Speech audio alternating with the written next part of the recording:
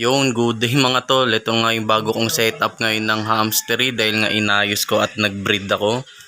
Itong mga mais ko dito, puro female yan. Tapos kasi may anak kaya hindi ko muna binreed yung iba. Ito wala nang laman, binreed ko na rin. Ayan, CDH natin. Ito yung mga mais na puro female at bata pa. Tapos ito wala ding laman. Ito yung hedgehog ko na pair. Yan.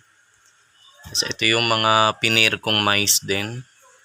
Ito yung mga pambenta kong hamster nandito. Ayun, oh. Tapos ito, alam ko wala, ibibreed ko rin yan. Kaso nga wala pa akong pending na male. Kaya dyan muna siya. Tapos ito yung rats. Ayan, ang lalaki.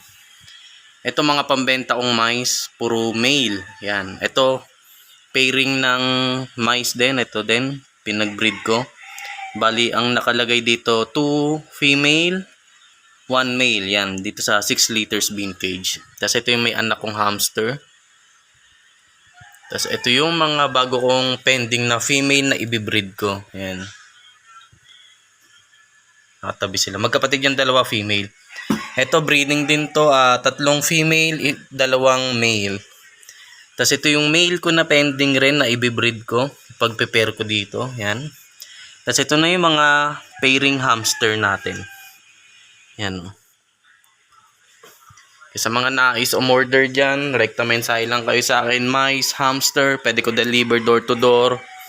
Add na lang sa shipping pag malayo.